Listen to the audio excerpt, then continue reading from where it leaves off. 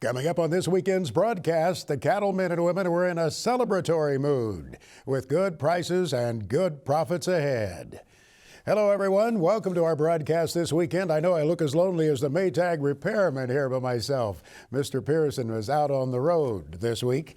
Mike had the opportunity to visit with cattlemen and women from all over the United States as the cattle convention was in Houston, Texas this year. Some might have had some travel problems getting back home with a big storm system right over the heart of the country. We'll talk about weather in a few minutes with our ag meteorologist, Greg Solier. Now let's go to Mike at the Cattlemen's Convention.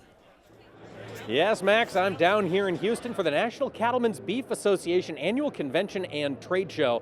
And I'll tell you what, the crowd is big, the crowd is optimistic, and there's a lot of people here really fired up about the future of the beef industry.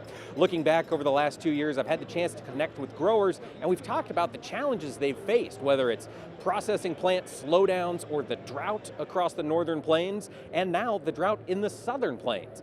We're in a year where a lot of these producers are ready to make money and they are excited about the opportunity that's coming in the future. But they're also concerned. There are conversations happening here all about the policy that is being decided in Washington, D.C. One of the core issues is the cattle market itself. Is it priced well? Should it be changed? All of these have been up for discussion, and we had a chance to connect with Don Schifelbein. He's the incoming president of the National Cattlemen's Beef Association, and we talked about these policies that they're watching. Well, as you know, we take our policy recommendations or requirements from our members. So it depends where the members fall. The members are in heated debates as we speak, trying to figure out where common sense brings us. You know, we've got everything from having the government pretty heavily involved to we're just going to do it our own way to everything in between. And I think this is kind of where the sausage is made, if you will, right? And this is where we kind of figure out where our policy is going to take us going forward. And it sounds as though there's a lot of frustration with the cattle marketing setup we've got right now in this country. There's just a lot of disagreement on how to best address it. Would that be a fair way to say it? Absolutely, but if you look at it historically, you know, we've had the biggest economic disruption ever in the history of the cattle business, right? So when you think there's some frustration, well, when you face the biggest one in the history of the world, we're going to have some economic frustration. Where we have to come down is we have to make sure common sense prevails so that in the midst of this economic storm, we don't make decisions that upright the ship, if you will, over the long haul. So hopefully we come up with policy that's steady as you go. These are some refinements or some additions that'll help make this market more stable for the best of all long term, but maybe not get us in a spot that we're in dangerous waters.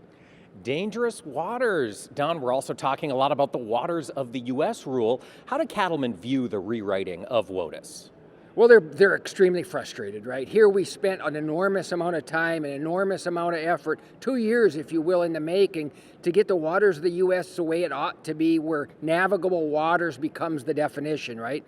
So that was a huge win for us, only to see the pen of a president shake all that policy up and put us back to square one, where we have to then go back to the courts, build our case, and begin to create that battle to get us back where we need to be.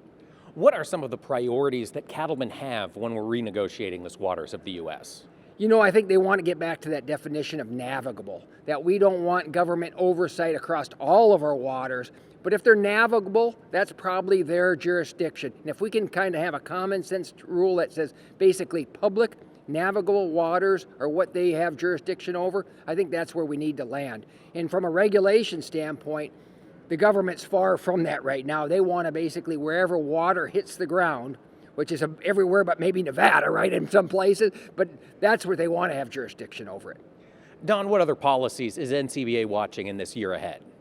Well, you know, you've seen the government spend crazy, right? When you spend trillions and trillions of dollars, you have to find pay-fors.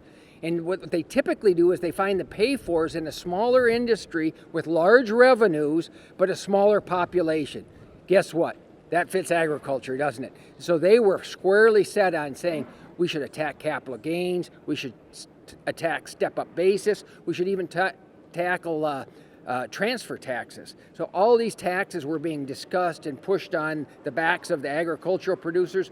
Thank goodness Ncba has a voice in Washington, D.C., and we actually, to this point, have got them killed in committee. So we're in a good position right now, but over time, they still have to pay for those trillions of dollars, so I don't think we're out of the safety zone yet. That was Don Schifelbein, newly elected president of the National Cattlemen's Beef Association.